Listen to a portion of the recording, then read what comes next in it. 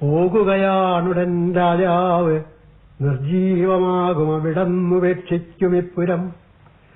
10-11 ഗോപുരം കാറ്റേറ്റുതത്തും ക്ഷണപ്രഭാചഞ്ചലമാം കൊടി ഒന്നുമിനി അവശേഷിക്കുകയില്ല.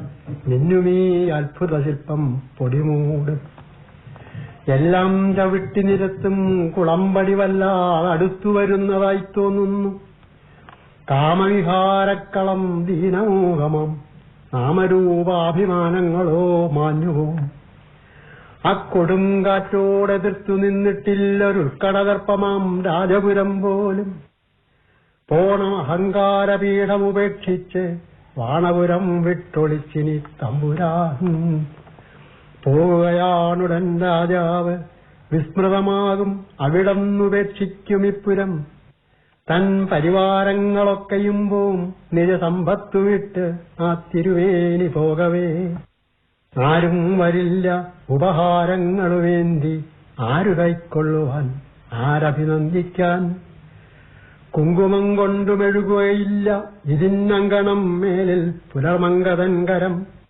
നാമാക്ഷരമാർന്ന ഭോഗപാത്രങ്ങളെ ആ മധ്വതൻ ഇട്ടുപോകയാണൊക്കെയും. പിൻപിലെ പൂവിട്ട നീലക്കടമ്പിന്റെ കൊമ്പിൽ തുരുപ്പിടിക്കും നറുചന്ദ്രിക. കാണില്ല നാളെ ഈ അന്തഃപുരത്തിന്റെ കോടി നിറയും ആഹ്ലാദ ചഷകങ്ങൾ. നൽച്ചിരിക്കണ്ണീർ മണികളാൽ കോർത്തോരു കാൽച്ചിലമ്പാർന്ന വിമുക്ത നിമിഷങ്ങൾ. താളങ്ങൾ നിന്നൊരീ അന്തഃപുരം ബുക്ക് നാളെ മുതൽ മോഹന നാടകമാടിടാ. എല്ലാ നിയോഗ്യരും നിഷ്ക്രിയർ, തന്നാഥനില്ലാതെയാകയാൽ ശക്തിയില്ലൊന്നിനും. നാദരസസ്പർശരൂപഗന്ധങ്ങളായി നാനാം മറുനാടതിക്കിയൊരിപ്പുരം. കേവലശൂന്യമായി നിശ്ചലമായി ദീനഭാവമായി ചാരമണ്ണായി ഇനി മാഞ്ഞുപോം. തമ്പുരാൻ യാത്രാവചനം പതറവേ തൻപുരം കണ്ണുനീരോടെ നോക്കിയിടുന്നു.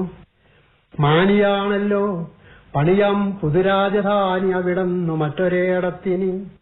പോകുകയാണുടൻ രാജാവ് നിർജീവമാകും അവിടന്നുപേക്ഷിക്കുമിപ്പുരം.